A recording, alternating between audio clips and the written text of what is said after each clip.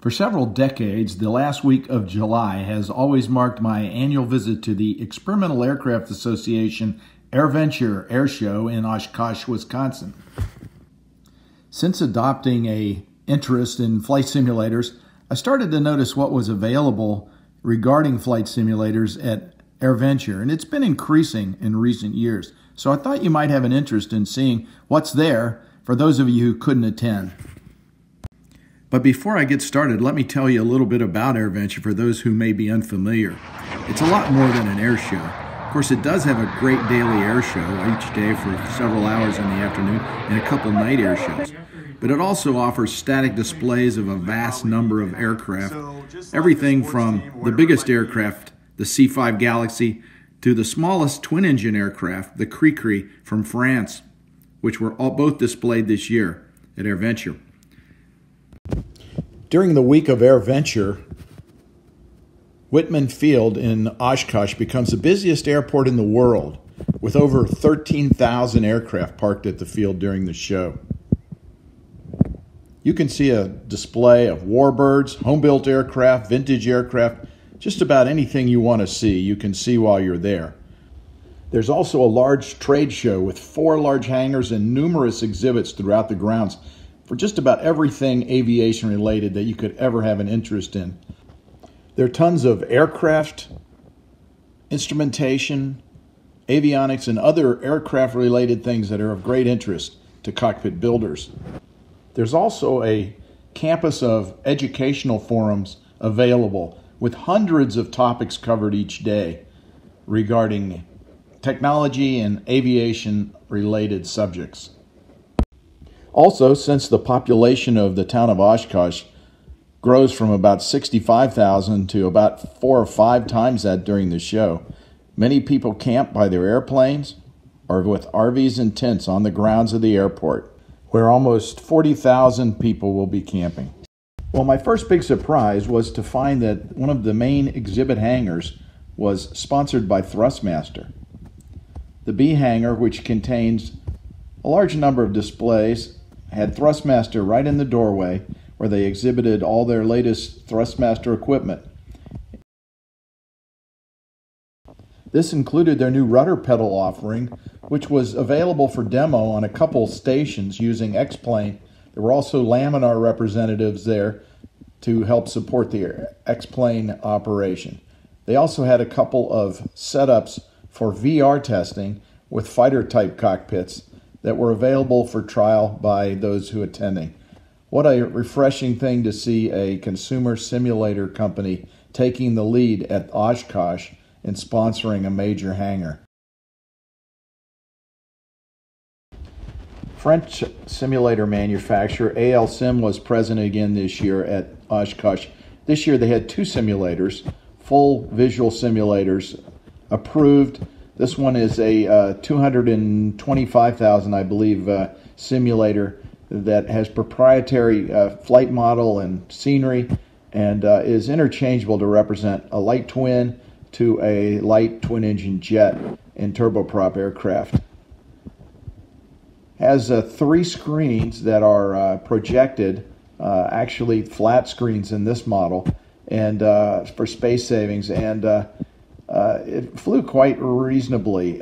Good feel, but for $225,000, you would expect that. I really think it's refreshing to see some of the things that home simmers can produce for a fraction of that cost, even though they're not approved. This, of course, is approved by the FAA and also European and other international agencies for use in actual flight training.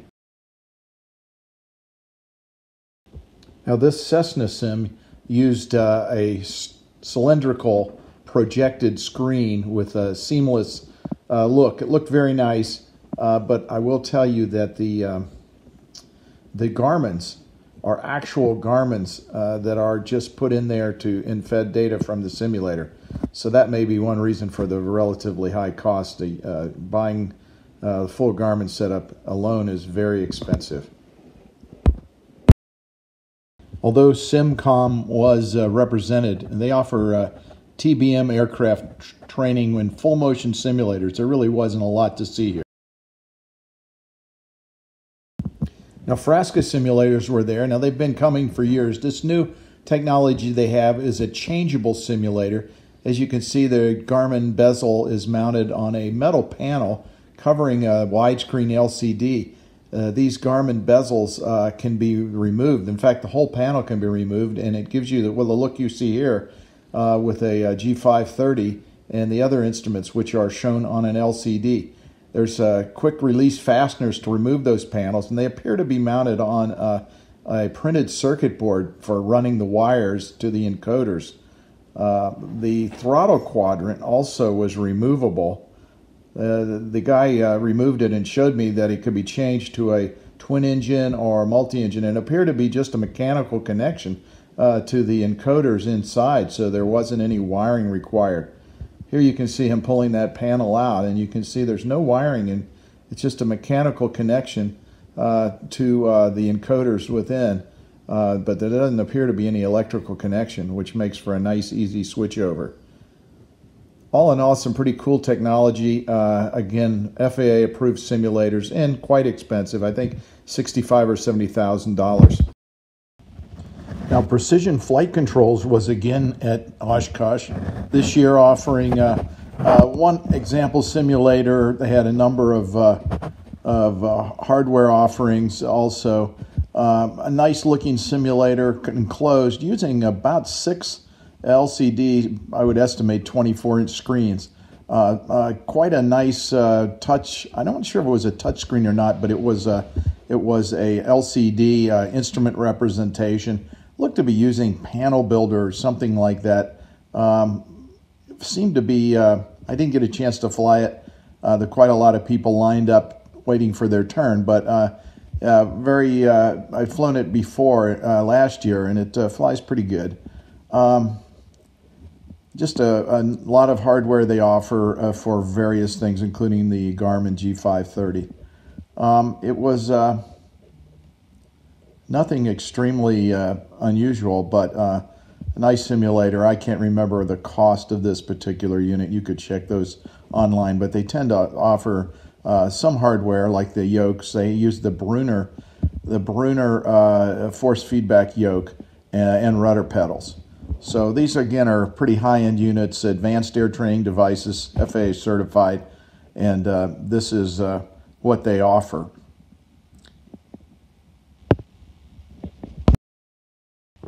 Now, Fly This Sim, which was also at Flight Sim Expo, recently bought by the Maya Group, which has a wide range of aviation support facilities and products. They bought this from Simavio, and they were there in force this year with some awesome simulators. They probably had the biggest overall simulator setup for light airplanes. As you can see, this used 5 vertical large screen TVs for a very expansive view of their touch control or touch screen touch screens for controlling the panels. It was they had a number of simulators there. Some of the smaller ones were using just 3 probably 24-inch screens and a touch screen for the control. These are FAA approved basic air training devices because they don't have an enclosure, but they are approved training devices. And used X-plane base, so they have a good motion. A good visual motion. I believe from what they were telling me, they use a Linux system to run X-plane, to run the multiple screens on various computers. I think this 5-screen thing was using 3 computers. I didn't see a lot of lag. It looked very good. Obviously, the visuals look good considering, and I think they get better performance with Linux than a Windows setup would get. They had all in all 5 simulators, I think, set up there and multiple screens. So all in all, pretty impressive setup. Now here's an example of some non-simulator items that might be interested to those who attend Airventure. This had a lot of brackets and other yoke mounts and so on that might be useful in a sim. Now, I included this because it's your tax dollars hard at work. This motion visual system is a recruiting tool for the Marines. Actually, it was Marine Corps, and they had an external visual showing the airplane, and then within the cockpit, a somewhat plausible cockpit setup for a fighter aircraft, and you were able to stand in line and get in here and play with this as a kind of an encouragement to sign your life away to the Marine Corps. Now, these guys were offering a training course for prospective pilots using X-Plane as the base simulator and offering lessons to help you get from the start through your private pilot's license in preparation for your flight training, including the ground schooling. So one thing that shows just how seriously the EAA and also the FAA are taking the home desk-based simulator as a training aid, it can be shown by the fact that they operate the Pilot Proficiency Center. This is about the third year they've had that, and in the morning you can go over and sign up, and they'll text you and tell you, give you an assignment of a time to come up. And then you use one of 12 simulators that are located in this temporary structure that have Redbird simulators. Now, these simulators are decently equipped. There's two versions for the advanced students. They have the G1000 and instrument type scenarios, instrument training for instrument flying, and there's also some analog instruments for more basic flying. So they have a number of scenarios that you can pick from to experience some challenges with a real certified flight instructor dedicated to give you that lesson. So this is just a pretty encouraging thing that the FAA is incorporating and understanding that so much training that can take place in a simulator, even a desktop simulator.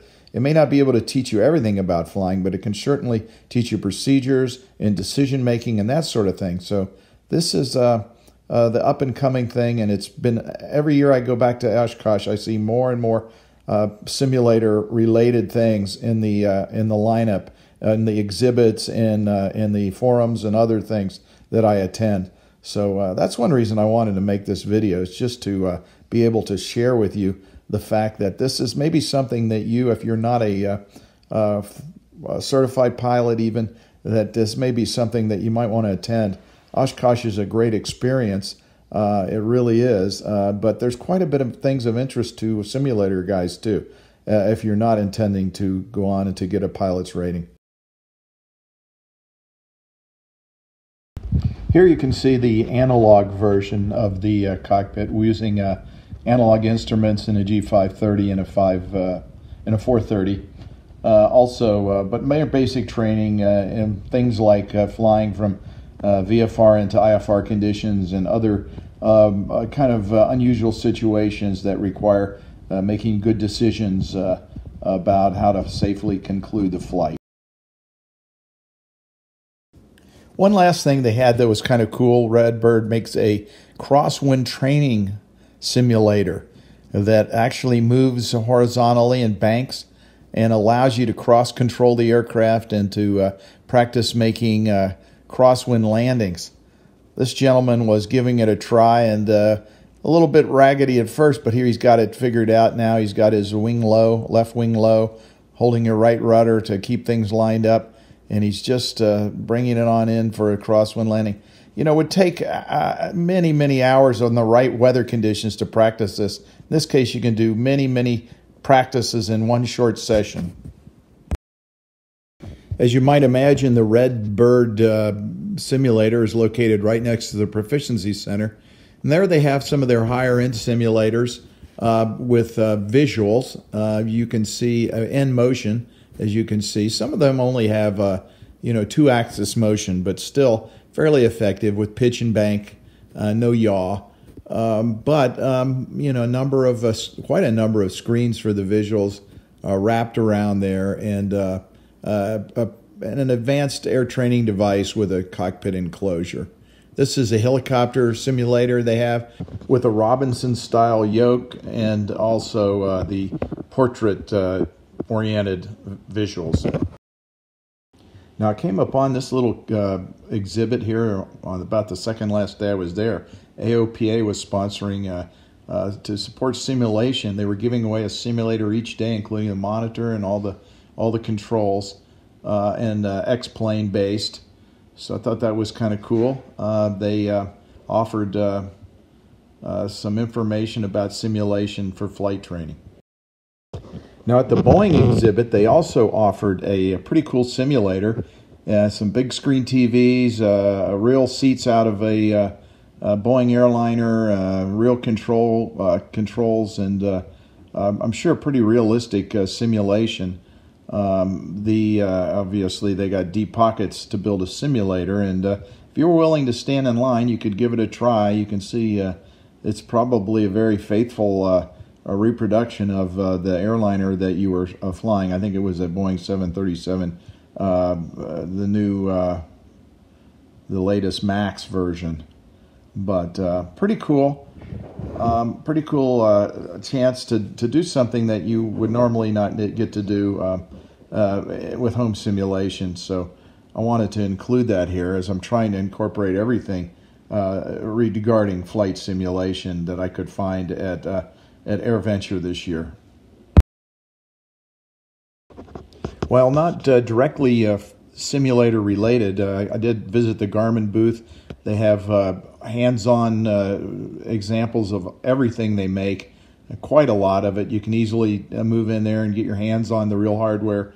Really useful for those people who are trying to put that sort of equipment into a flight simulator, to get their hands on the actual equipment, maybe even measure it, take a good look at it. Quite a nice setup they have there, obviously pretty deep pockets.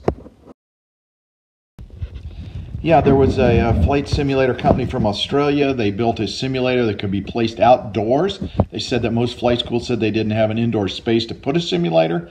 They also said they didn't have the money, so they offer these free. The simulator can be just paying back a percentage. Actually, they get to keep a percentage, much like you would with a vending machine that you put in your space, and you would get a cut of the action for placing it there. Interesting idea. Simulator looked fairly basic. There were also some simulators there for those who wanted to do radio control using the virtual reality goggles or other LCD screens. Not exactly flight simulation like I would be interested in, but I thought some might be interested in it, to know that this was also included in the offerings there at Airventure. EAA also operated this virtual flight academy. I think it catered mostly to children. You can see using a Volair sim kind of setup, and I believe it's prepared, but I'm not sure. Anyway, just kind of showing the commitment that EAA has to the young eagles and the children and the future of aviation, encouraging young kids to get involved, and good on them for that. One of the forums that I attended was Scott Manley, who is an educator first and a glider pilot finally second, who had some very innovative ideas about how to train people using flight simulation. He had some students, including one who was there, who had radically cut the flight time that he required to get his glider rating by using flight simulation. He basically takes them through the entire course using a simulator, and believe it or not, does it via Skype. So he is able to demonstrate things by screen sharing, and then observe his students flying with screen sharing, and then he gives them assignments and has them email him videos of their successful completion of different tasks. Very interesting idea, a very smart man, and he has some very interesting concepts based on his understanding of learning, which as an educator he had long before he took up aviation. So I've seen him a couple years, and this is just an example of some of the interesting forums that you can find. There's also one about flight simulation for aerobatics, and a simulator was developed for that, and so on. So that's one of the real perks. And one final thing that I experienced was a seminar involving probably one of the best known aces of World War II. He's 96 years old now, still his mind as sharp as a tack. A very impressive guy, and I've seen him for a number of years now at Oshkosh Airventure giving talks about his experience. He was a EAA, 16 kills in 16 and a half aerial victories in flying P-51s in World War II, and went on to fly in Korea, flying the F-86, and then flying the F-105 I believe as a wing commander later in his life, working at the Pentagon, test pilot. This guy is a pilot's pilot. I think Chuck Yeager said he was one of the finest pilots he had ever known. And what a pleasure. And this is just the kind of stuff you see at Oshkosh. I've seen Chuck Yeager. I've seen Bob Hoover speak. Just Burt Rutan. Just the legends of aviation who show up each year at Oshkosh because they feel a certain fraternity with their fellow aviators.